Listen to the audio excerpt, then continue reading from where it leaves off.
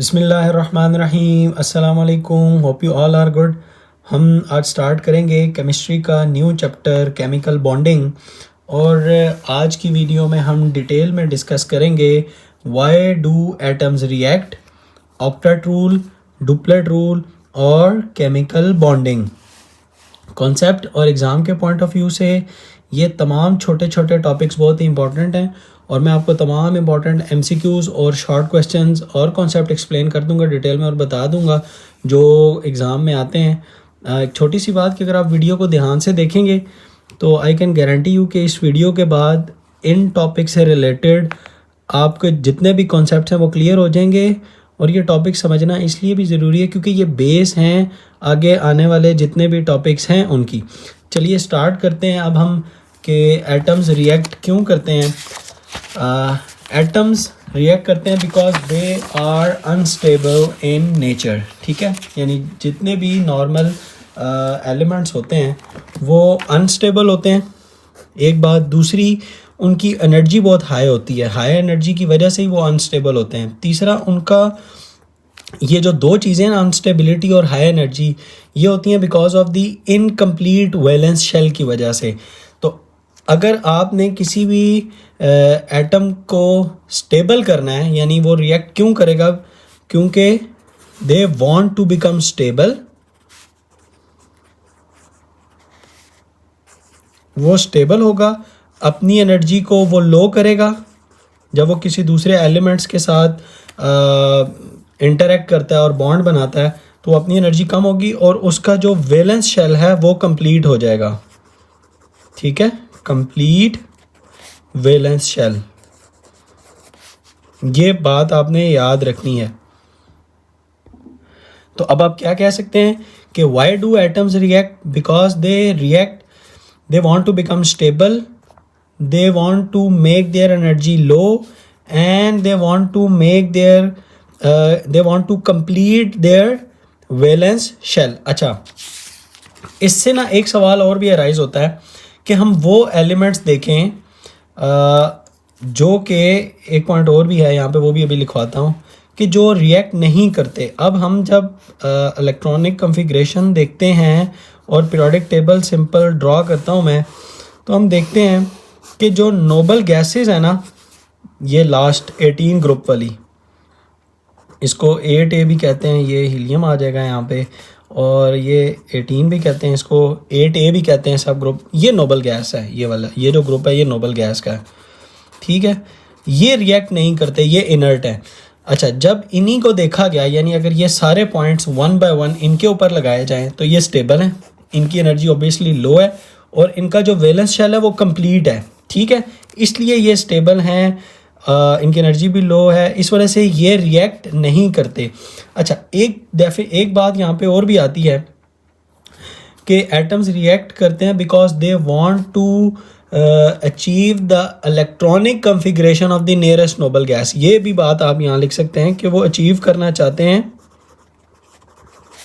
The electronic configuration, EC यानी electronic configuration of the nearest noble gas, NG। ठीक है, noble gas.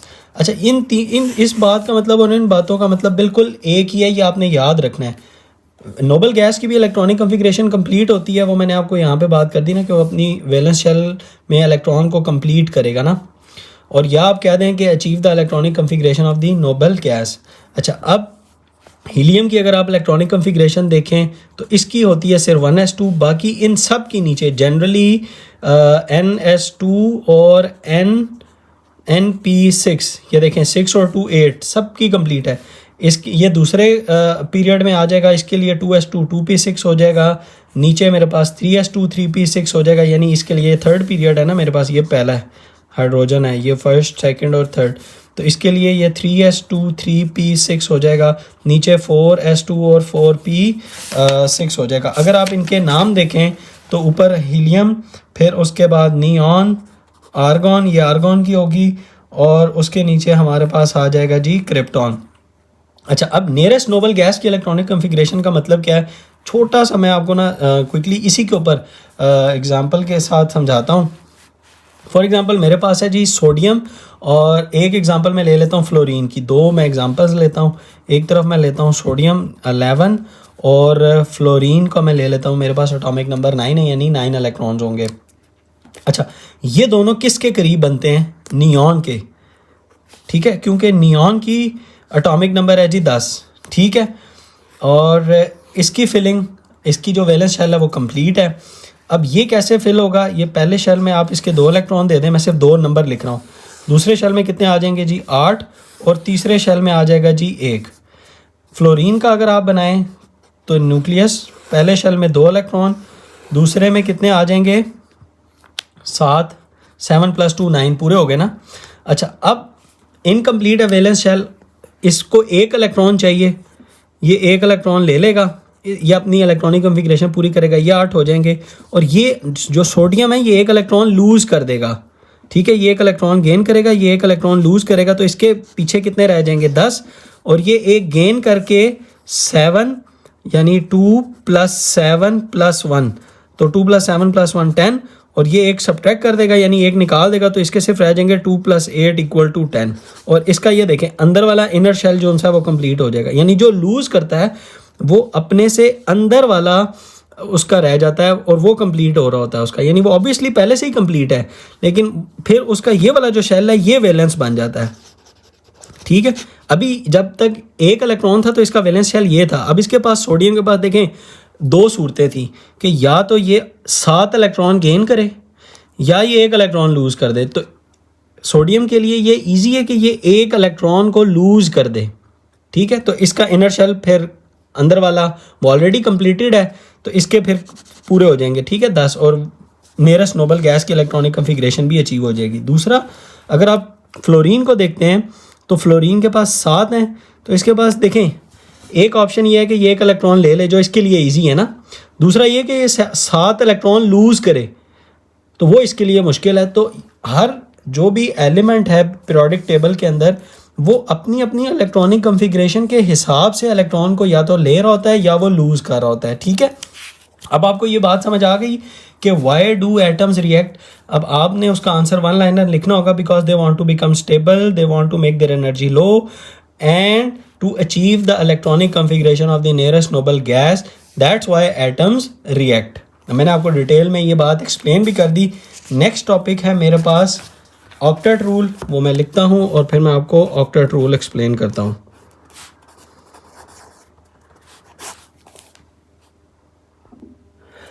Octet rule हमारे पास होता है जब वैलेंस शेल के अंदर 8 इलेक्ट्रॉन्स पूरे हो जाएं। ऑक्टेट कहते भी देखें ना, नाम से ही जाहिर होता है, ऑक्टा कहते हैं 8 को, तो octet rule when valence shell contains 8 electrons, ये बात लिख लें। मैं आपको इसके तमाम पॉइंट्स भी बताऊंगा important. When valence shell contains 8 electrons to become stable, ये भी लिख लें। ये डेफिनेशन आ गई मेरे पास। अच्छा, अब ये जो रूल है, यानी ये एक प्रिंसिपल है, और ये जो प्रिंसिपल है ये डिराइव हुआ है फ्रॉम ऑब्जर्वेशंस के साथ, ये याद रखिएगा। ये कोई ऐसा रूल नहीं है कि जो थ्योरेटिकल हो, ये on the basis of observations, ठीक है।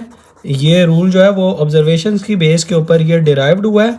और तीसरा, इस रूल की कुछ लिमिटेशंस भी हैं, यानी ये पूरे पीरियोडिक टेबल के एलिमेंट्स के ऊपर अप्लाई नहीं होता, बल्कि ये जो है ऑक्टेट रूल सिर्फ और सिर्फ अप्लाई होता है एस और पी ब्लॉक के एलिमेंट्स के ऊपर, यानी नॉर्मल एलिमेंट्स के ऊपर। आप ये भी लिख लें कि ये सिर्फ नॉर्मल एलिमेंट्स के ऊपर ये रूल अप्लाई करता है। डी ब्लॉक और एफ ब्लॉक के जो एलिमेंट्स हैं उनके लिए ये रूल अप्लाई नहीं करता। क्यों नहीं करता, ये शॉर्ट क्वेश्चन भी है, क्योंकि जो नॉर्मली जो ऑक्टेट रूल है वो इन्वॉल्व कर रहे होते हैं एस, इसका आंसर भी है एस और पी सबशेल या ऑर्बिटल इन्वॉल्व हो रहे होते हैं इस ऑक्टेट के अंदर, और वो सिर्फ तभी होते हैं जो एस और पी ब्लॉक के अंदर होना। इसलिए ये ऑक्टेट रूल जो है वो सिर्फ एस और पी ब्लॉक या नॉर्मल एलिमेंट्स या मेन ग्रुप एलिमेंट्स के ऊपर ये अप्लाई होता है, ठीक है। ये आपने बात याद रखनी है। अच्छा, मैं आपको बुक के ऊपर ये दिखा भी दूंगा कि इसके शॉर्ट क्वेश्चंस कहाँ हैं।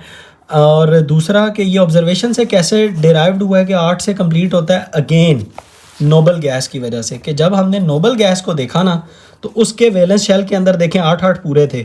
नियॉन को देखा तो इसके ये 2s2 और 2p6 है, तो इसके दूसरे शेल वैलेंस शेल था तो इसके अंदर 8 पूरे थे। आर्गॉन को देखा तो इसके 3s2 और 3p6 इसके 8 पूरे थे। क्रिप्टॉन को देखा तो इसी तरह इसके भी 8 पूरे थे, सिवाय जो है हीलियम के। हीलियम का आपको पता ही है, उसकी इलेक्ट्रॉनिक कॉन्फ़िगरेशन ही 1s2 होती है और s शेल ही फुल फिल्ड है, क्योंकि मैंने आपको यहाँ पे बताया था कंप्लीट होना चाहिए जी वैलेंस शेल। तो इसका जो वैलेंस शेल है वो है ही पहला शेल ना, अगर आप हीलियम का बनाएं तो पहला शेल ही इसका वैलेंस शेल है और उसमें 2 ही इलेक्ट्रॉन आ सकते हैं पहले शेल में, तो इसका पहला शेल ही कंप्लीट है हीलियम का। सही है, ये भी आपने बात याद रखनी है।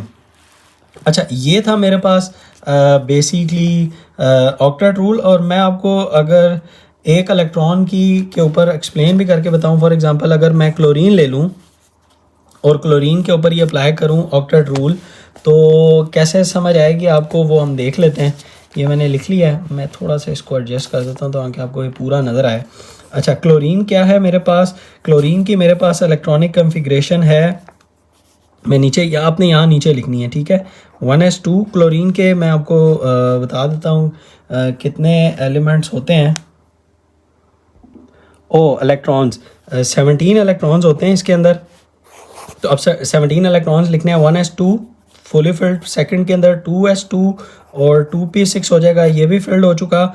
अच्छा, फिर उसके बाद मेरे पास आ जाएगा जी 3s2 और 3p5, यानी यहाँ तक मेरे पास 10 हो गए थे, 10 और ये 7 17 हो गए ना, ये 7 17 हो गए। अब ये वैलेंस शेल देखें, इसका कंप्लीट नहीं है, इसमें 8 पूरे होने चाहिए थे, ये 7 हैं।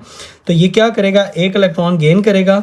तो इसकी इक्वेशन अगर आप बनाएं तो Cl प्लस 1 इलेक्ट्रॉन गेन करने के बाद ये क्या हो जाएगा, Cl नेगेटिव, और Cl नेगेटिव की इलेक्ट्रॉनिक कॉन्फ़िगरेशन क्या होगी, 1s2 2s2 2p6, उसके बाद 3s2 और 3p6, इसके भी पूरे हो गए। अब Cl नेगेटिव जो है एक आयन बन गया और ये स्टेबल हो गया, ठीक है। अब ये रिएक्ट कर सकता है, यानी ये ऑब्वियसली ये जो Cl नेगेटिव है ये किसी बॉन्ड के साथ, यानी ये मोस्टली आयनिक बॉन्ड बनाते हैं, वो हम जब नेक्स्ट वीडियो में आयनिक बॉन्ड पढ़ेंगे तो हमें पता चल जाएगा। तो ये जब बॉन्ड बनाता है तो इसका जो चार्ज होता है वो नेगेटिव वन होता है, यानी एक इलेक्ट्रॉन ये लेता है और स्टेबल होता है और अपनी इलेक्ट्रॉनिक कॉन्फ़िगरेशन को और वैलेंस शेल को ये कंप्लीट करता है और इलेक्ट्रॉनिक कॉन्फ़िगरेशन अचीव करता है नियरेस्ट नोबल गैस की। और इसके जो नियरेस्ट नोबल गैस अगर आप देखें तो वो हमारे पास कौन सा होता है, वो होता है हमारे पास आर्गॉन। आर्गॉन का हमारे पास होता है 18, ठीक है। और ये आर्गॉन की अब ये इसने अचीव कर ली, ठीक है, इलेक्ट्रॉनिक कॉन्फ़िगरेशन। ये देखें आर्गॉन की 3s2 और 3p6, ये देखें 3s2 और 3p6, सही है। ये हमारे पास अब ऑक्टेट रूल कंप्लीट हुआ। मैंने आपको शॉर्ट क्वेश्चन भी बता दिया बुक से, बस क्विकली दिखा देता हूँ। शॉर्ट क्वेश्चन ये है कि कब ये जो है ऑक्टेट रूल अप्लाई होता है, तो आपने लिख लेना they are only applies to the major group elements. क्योंकि elements can be predicted with the help of the octet rule, this is because the rule only involves s and p electrons. ये आपने बात याद रखनी है। अब मेरे पास आ जाता है जी डुप्लेट रूल। जिस तरह ऑक्टेट था इसी तरह मेरे पास डुप्लेट रूल भी है, वो भी मैं आपको बताता हूँ वो क्या है, वो भी देख लीजिए। ओके, इसकी डेफिनेशन भी बिल्कुल इसी तरह ही होगी कि व्हेन वैलेंस शेल कंटेन्स कितने electrons, 2 electrons. When valence shell contains 2 electrons to become stable. अच्छा, अब ये ना गिने चुने ही पूरे पीरियोडिक टेबल के ऑब्वियसली s और p ब्लॉक के ही एलिमेंट्स होंगे, ये रूल भी उन्हीं के ऊपर ही अप्लाई होता है जिस तरह हमने देखा था। लेकिन ये टोटल 4 एलिमेंट्स हैं पूरे पीरियोडिक टेबल के अंदर जिन पे ये अप्लाई होता है, जिसमें हमारे पास आता है पहले हाइड्रोजन। हीलियम का तो ऑलरेडी फुली फिल्ड ही है, हाइड्रोजन हीलियम। फिर आप नीचे देखें तो मेरे पास आ जाएगा लिथियम, बेरिलियम और बोरॉन। मैंने ये जो 4 बोले हैं वो ये वाले हैं, 1 और 3, ये इसका तो ऑलरेडी फुली फिल्ड है ना। तो ये टोटल एलिमेंट्स हैं जो कि डुप्लेट रूल में जाते हैं। अब मैं अगर आपको पीरियोडिक टेबल में दिखाऊं, ये मैंने ऑलरेडी बनाया, वैसे ही पे एक्सप्लेन करता हूँ। हाइड्रोजन के पास पहले शेल है, 1 ही इलेक्ट्रॉन है, तो ये 1 गेन कर लेता है ना, या म्यूचुअल शेयरिंग में चला जाता है तो अपेरेंटली इसके पास भी 2 हो जाते हैं, तो ये डुप्लेट में जाता है। फिर इसके तो ऑलरेडी 1s2 ये फुली फिल्ड ही था और ये अचीव कर ली इसने हीलियम की नियरेस्ट नोबल गैस, ठीक है। यानी ये इसकी इलेक्ट्रॉनिक कन्फिग्रेशन थी जी 1s2, इसकी थी, मैं बनाता हूँ 1s2 और यानी फर्स्ट कंप्लीट था और 2s1 था, इसका 1s2 और 2s2 था। इसका अगर आप देखें तो 1s2 2s2 और 2p1 था, ठीक है। ये 3 लूज़ करता है, ये तीनों के तीनों लूज़ करता है ना, और इसकी रह जाती है 1s2, ये जब लूज़ कर देता है तीनों, ये 2 लूज़ करता है और इसकी भी रह जाती है 1s2, ये 1 लूज़ करता है, इसकी भी रह जाती है जी 1s2, ठीक है। और हीलियम की देखें है ही 1s2 और ये 1 गेन करता है, यानी सॉरी ये 1s2 लिख दिया मैंने, ये 1s1 है, ये 1 गेन करेगा तो इसकी हो जाएगी जी 1s2। अब देखें इन सब ने हीलियम की इलेक्ट्रॉनिक कॉन्फ़िगरेशन ले ली है, हीलियम जैसी, समझ आ गई। इसलिए कहते हैं कि electron become stable because when they achieve the electronic configuration of the nearest noble gas। तो इन सब के जो nearest noble gas थी वो हीलियम थी। तो ये टोटल 4 एलिमेंट्स हैं जो कि आप समझ लीजिए कि डुप्लेट रूल के अंदर जाते हैं और पीरियोडिक टेबल के अंदर मैं आपको बता रहा था वो यहाँ पे प्लेस्ड हैं, लिथियम, बेरिलियम और बोरॉन यहाँ पे है। आगे कार्बन आ जाता है। कार्बन बेसिकली वो हमेशा कैटिनेशन और म्यूचुअल वो क्या कहते हैं कोवलेंट बॉन्ड के अंदर ही जाता है, तो बहुत कम है जो, इसलिए, और इससे जो आगे वाले हैं वो फिर गेन करना शुरू कर देते हैं, वो गेन करके नियॉन वाली अचीव करेंगे। यानी क्या बनेगा इसका, lithium, beryllium, boron, carbon, nitrogen, oxygen और फ्लोरीन। अब नाइट्रोजन जो है वो 2 गेन कर लेगा, सॉरी 3 गेन करेगा तो नियॉन की अचीव करेगा, ऑक्सीजन 2 गेन करेगा नियॉन की अचीव करेगा, फ्लोरीन 1 गेन करके नियॉन की अचीव कर लेगा। तो वो सारों की देखें फिर डुप्लेट पूरा होना शुरू हो गया ना, यानी इसके बाद डुप्लेट पूरा होना शुरू हो जाता है। ये सिर्फ थे जिनका सॉरी इन सब का ऑक्टेट पूरा होना शुरू हो जाता है इनका, और ये थे सिर्फ जिनका डुप्लेट होता है, ये वाला 1 2 3, इसका तो ऑलरेडी पूरा, और ये 4, सही है। होप कि आपको डुप्लेट रूल भी मैंने बहुत ही अच्छे अंदाज से ये समझा दिया, अब आपको समझ आ गया होगा, बहुत इजी मेथड से मैंने आपको ये एक्सप्लेन किया है। अच्छा एक और भी है कि आप ये देख सकते हैं, इन्होंने भी इसी तरह की ये डुप्लेट रूल एक्सप्लेन किया हुआ है, और इधर बोरॉन नहीं लिखा हुआ था वो मैंने लिख दिया, और ये हमारा डुप्लेट रूल भी कंप्लीट हो गया। नेक्स्ट टॉपिक है जी मेरे पास केमिकल बॉन्ड्स, और मैं वो भी लिखता हूँ और फिर केमिकल बॉन्ड्स भी मैं आपको एक्सप्लेन करता हूँ अपने अंदाज से, ताकि आपके लिए ये इजी हो जाए। अच्छा केमिकल बॉन्ड, बॉन्ड का मतलब जो वर्ड है ना वो समझ लीजिए कि ये फोर्स है, ठीक है, सिंपल। केमिकल बॉन्ड होगा simple the force of attraction, ये याद रख लें the force of attraction that holds atoms together, ठीक है, force of attraction that holds atoms together in substance। अब वो सब्सटेंस कुछ भी हो सकते हैं, वो मैं आपको सारे बता देता हूँ वो कौन कौन से सब्सटेंस हो सकते हैं। Are called chemical bond, are called CB, मैं लिख देता हूँ CB chemical bond, are called CB chemical bond. यानी केमिकल बॉन्ड जो है वो सिंपल एक फोर्स ऑफ अट्रैक्शन का नाम है, सिंपल कीवर्ड आपने याद रखना है। बॉन्डिंग का मतलब भी यही होता है कि कौन सी फोर्स एग्जिस्ट कर रही है, ठीक है। आयनिक बॉन्ड है तो इलेक्ट्रोस्टैटिक है, म्यूचुअल कोवलेंट बॉन्ड है तो इसका मतलब म्यूचुअल शेयरिंग हुई हुई है, तो यानी वो कौन सी फोर्स एग्जिस्ट करेगी उसको हम कहते हैं जी ये बॉन्ड है, ठीक है। फिर से बताता हूँ, force of attraction that hold the atom together. जब बॉन्ड बनाते हैं आपको पता है ना, एक ये अनस्टेबल है और एक ये अगर अनस्टेबल है, ये फॉर एग्जांपल मेरे पास Na है और ये मेरे पास Cl है, ये अपने तौर पर भी अनस्टेबल था, ये भी अपने तौर पर अनस्टेबल था। इसने एक इलेक्ट्रॉन लूज करना है, ये Na पॉजिटिव हो जाना है, इसने एक इलेक्ट्रॉन गेन करना है, इसने Cl नेगेटिव हो जाना है। अब ये एक दूसरे के करीब आएंगे। अब समझिए, अब मैं इसको रिलेट करूंगा इस डेफिनेशन के साथ, force of attraction between atoms या that holds atoms together in a substance. अब सब्सटेंस यहाँ पे देखे ना, कंपाउंड भी हो जाएगा, NaCl is a compound, are called chemical bond. अब कौन सी फोर्स एग्जिस्ट कर रही है यहाँ पे, इस केस के अंदर स्पेसिफिकली आयनिक एग्जिस्ट कर रही है, इलेक्ट्रोस्टैटिक फोर्स ऑफ अट्रैक्शन है, इसलिए आप इसको कहेंगे कि ये जो फोर्स ऑफ अट्रैक्शन है या ये जो टाइप ऑफ बॉन्ड है वो आयनिक बॉन्ड है। होप कि आपको केमिकल बॉन्ड की बेसिक सी डेफिनेशन जो है वो समझ आ गई होगी। अच्छा, एक बात आपने याद रखनी है कि जो नेचर ऑफ फोर्स है केमिकल बॉन्ड की वो इलेक्ट्रिकल होती है, ये आपने याद रखना है, यानी इलेक्ट्रिकल नेचर होती है। ठीक है, इस फोर्स की कौन सी नेचर है, इलेक्ट्रिकल नेचर। और वो हमें नज़र भी आ रहा है कि देखें ना, पॉजिटिव नेगेटिव इलेक्ट्रोस्टैटिक नेचर है। न्यूक्लियस किसी का अगर अट्रैक्ट कर रहा होगा तो वो भी पॉजिटिव नेगेटिव चार्ज के दरमियान है, तो इलेक्ट्रिकल नेचर है। एक आपने ये एमसीक्यू याद रखना है, ये मैं आपको बुक पे भी दिखा देता हूँ, डेफिनेशन भी मैंने ये आपको लिखवा दी। इलेक्ट्रिकल नेचर एक एमसीक्यू है। अच्छा, उसके बाद क्विकली इलेक्ट्रो पॉजिटिविटी और इलेक्ट्रो नेगेटिविटी आ जाएगा, वो भी मैं आपको एक्सप्लेन कर देता हूँ और ये हमारी आज की वीडियो कंप्लीट हो जाएगी। इलेक्ट्रो पॉजिटिविटी, और इधर ही हम इलेक्ट्रोनेगेटिविटी कर लेते हैं।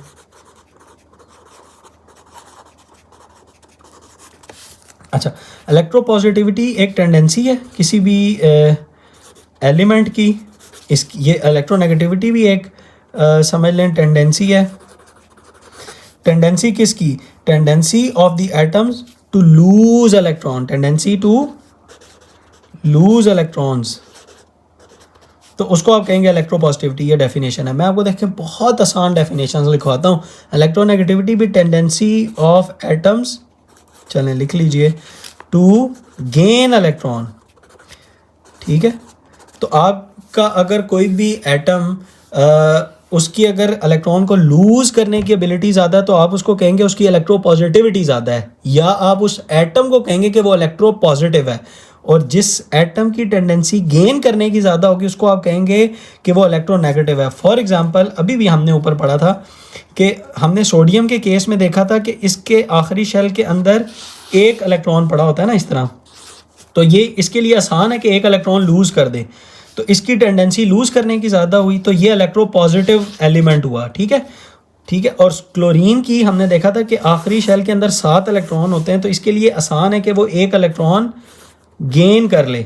ठीक है, तो इसका मतलब क्या हुआ कि इसकी टेंडेंसी ज़्यादा है टू गेन इलेक्ट्रॉन, तो ये क्लोरीन जो है वो इलेक्ट्रोनेगेटिव हुआ। और जनरली हमने देखा है कि पिछली वीडियो में भी पढ़ा हुआ है, डिटेल में, बहुत डिटेल में पढ़ा हुआ है कि मेटल्स वो होते हैं जो कि इलेक्ट्रॉन को इजीली लूज कर लेते हैं, और नॉन मेटल्स वो होते हैं जो कि इलेक्ट्रॉन को इजीली गेन करते हैं। तो सोडियम मेटल है और क्लोरीन एक नॉन मेटल हुआ। ठीक है, और आप ये भी कह सकते हैं इसकी डेफिनेशन के अंदर tendency of metals to lose electron और tendency of non metals to gain electron is called electronegativity. ठीक है, ये आपको मैंने बहुत ही आसान एग्जांपल्स के साथ, ये एग्जांपल्स हैं बच्चे, आपने ये याद रखना है कि केमिस्ट्री को आपने बुक से पढ़ पढ़ के अगर समझा ना तो वो आपका कॉन्सेप्ट नहीं बनेगा। आप इस तरह विजुअल्स बनाएं, इसको ड्रॉ करें, जितना ड्रॉ करेंगे उतने अच्छे आपके कॉन्सेप्ट होंगे।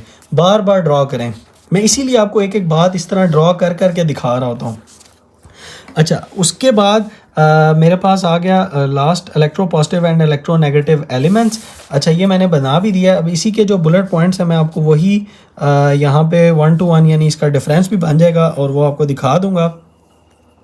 टेंडेंसी टू लूज इलेक्ट्रॉन, अच्छा ये लूज करते हैं, और लूज करने से क्या होगा, मैंने आपको बताया था इस फॉर्म में ये अनस्टेबल है, तो लूज करके ये स्टेबल हो जाते हैं, क्योंकि इलेक्ट्रॉनिक कन्फिग्रेशन देखें, नियरेस्ट नोबल गैस की अचीव करनी है ना, वही वाला आंसर आ रहा है, व्हाई डू एटम्स रिएक्ट। ठीक है, तो लूज करके ये स्टेबल हो रहे हैं और पॉजिटिवली चार्ज बन रहे हैं। ठीक है, और ये क्या कर रहे हैं, ये भी लूज करके स्टेबल हो रहे हैं, और ये नेगेटिवली चार्ज्ड, ये मेरी राइटिंग को क्या हो गया है, नेगेटिवली चार्ज्ड आयन बन रहे हैं। ठीक है, इनकी उसके बाद इनकी आयोनाइजेशन एनर्जी लो होती है, लो, ये मैं आई लिख रहा हूँ, लो आयोनाइजेशन एनर्जी, और इनकी हाई इलेक्ट्रॉन अफिनिटी होती है, हाई इलेक्ट्रॉन, ये आप याद रखिएगा, ई मतलब इलेक्ट्रॉन अफिनिटी, इनकी इलेक्ट्रॉन अफिनिटी हाई होती है। उसके बाद इनकी लो इलेक्ट्रोनेगेटिविटी होती है, ये E for electro, N for negativity. ये प्लीज़ वीडियो के साथ साथ देखिएगा, मैं शॉर्टकट से ज़्यादा लिखना ना पड़े। लो इलेक्ट्रोनेगेटिविटी और इसकी हाई इलेक्ट्रोनेगेटिविटी होती है, हाई इलेक्ट्रोनेगेटिविटी, ये याद रखना है। ई एन इलेक्ट्रोनेगेटिविटी, ये सिर्फ इस वीडियो के रेफरेंस के लिए, जेनेरिक आपने इसको कभी भी यूज़ नहीं करना। इसकी अगर आप इक्वेशन देख लें तो ये इलेक्ट्रॉन को लूज़ कर रहा था, Na गिव्स अस, एक इसने इलेक्ट्रॉन लूज़ किया तो ये क्या बन गया, Na पॉजिटिव। जबकि क्लोरीन जो था उसने एटम था, उसने एक इलेक्ट्रॉन गेन किया and it will become negatively charged ion. ठीक है, ये हमारे पास इन दोनों का जनरल कंपैरिजन कंप्लीट हो चुका। और हमने ये देखा है कि आयनाइजेशन एनर्जी जो है वो लो क्यों होती है, मतलब क्योंकि मेटल्स जो हैं वो हमारे पीरियोडिक टेबल के लेफ़्ट साइड पे पड़े हुए हैं। और हमने पीरियोडिक टेबल के अंदर ही आयनाइजेशन एनर्जी का ट्रेंड देखा था कि down the group ionisation energy जो है वो डिक्रीज़ करती है, जबकि ऐसे आयनाइजेशन एनर्जी जो है वो इंक्रीज़ करती है। ठीक है, तो अगर इस तरफ इंक्रीज़ कर रही है तो जो इस तरफ, जो सबसे इस तरफ पड़ा हुआ है, यानी उसकी आयनाइजेशन एनर्जी क्या होगी, सबसे कम होगी, क्योंकि इधर इंक्रीज़ कर रही है और इधर आयनाइजेशन एनर्जी डिक्रीज़ कर रही है। ठीक है, इसी तरह इलेक्ट्रोनेगेटिविटी का भी ट्रेंड और इलेक्ट्रॉन अफिनिटी के भी हमने इसी तरह सेम ट्रेंड्स देखे हुए हैं। ये था हमारा आज की वीडियो। मैं आपको दिखा भी देता हूँ क्विकली, ये देख लीजिए, सब यही बातें लिखी हुई हैं और इक्वेशन भी लिखवा दी। Non metals are electronegative in nature, ये गेन इलेक्ट्रॉन स्टेबल हो जाएगा, नेगेटिवली चार्ज हो जाएगा, high electronegativity, high electron affinity, और आगे उसकी इक्वेशन। यहाँ तक हमारा आज का ये टॉपिक जो है वो कंप्लीट हुआ। होप कि आपको ये तमाम टॉपिक समझ आ गए होंगे। वीडियो को लाइक ज़रूर कीजिएगा, अपने दोस्तों के साथ भी ज़रूर शेयर कीजिएगा ताकि वो भी इस वीडियो से और इन कॉन्सेप्ट से फ़ायदा उठाएं, और चैनल को भी सब्सक्राइब कर दें मज़ीद कॉन्सेप्ट्स के लिए। मिलते हैं नेक्स्ट वीडियो में आयनिक बॉन्ड के साथ, तब तक के लिए अल्लाह हाफिज़।